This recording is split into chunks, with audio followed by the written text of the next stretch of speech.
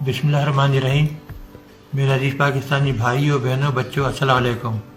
और हम लोगों ने बड़ी मेहनत की थी, 18 घंटे 20 घंटे काम करते थे। और मैं तमाम चीज़ें छोड़ छाड़ के बड़ी आला नौकरी वगैरह पाकिस्तान आया था। 71 के बाद जो हमारा हशर हुआ था वो मैं कभी भूल नहीं सकता था। और मैंने उस वक्त ये पेशकश की भुट्टो साहब को कि मैं एटम बम बनाने की सलाहियत रखता हूँ, मैं इंशाल्लाह बना दूँगा। तो उन्होंने पूरी मुझे तमाम सहूलतें दे दी और मुझे ये काम जो था मेरे सुपुर्द कर दिया। और हमने बहुत ही कम अरसे में माशाल्लाह 6-7 साल के अंदर ही एटम बम बना लिया, जो कि दुनिया के लिए एक मुआजिज़ा था। वो कभी तसव्वुर ही नहीं कर सकते थे कि वो मुल्क जो गाड़ियाँ बैलगाड़ियाँ सही नहीं बना सकता, साइकिल सही नहीं बना सकता, वो एटम बम कैसे बना सकता है। लोग मजाक उड़ाते थे। लेकिन जब हमने बनाया और मैंने दिसंबर 84 को जन्नत ज़िया को लिख कर दिया, तारीख में मौजूद है वो ख़त कि जी हमने एटम बम बना लिया और हम 1 हफ्ते के नोटिस पर उसको धमाका कर सकते हैं। तो वो बेहद खुशी, उन्होंने मुझे गले लगाया, मेरी पेशानी छूमी और कहा कि बस अब हिंदुओं का हम बेड़ा गर्क कर देंगे अगर उन्होंने ज़रा भी हमारे साथ बदमाशी की।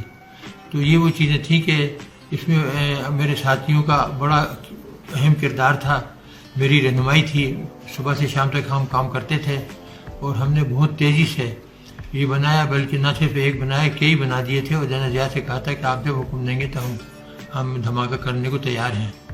और उसके बाद हिंदुस्तानियों ने जब 98 के अंदर 11 मई को धमाके किए, तो फिर नवाज शरीफ साहब उस वज़ीर आज़म थे, उनसे कहा, मुशाहिद हुसैन सैयद थे, तो उनसे, वो बड़े प्यारे दोस्त थे मेरे, तो उनसे कहा कि जी हमें चाहिए कि हम भी धमाका कर दें। थोड़ी बहुत हिचकिचाहट थी, लेकिन मुल्क का मफाद जो था वो सबको अजीज़ था और ये फैसला हुआ कि धमाका कर दिया जाए।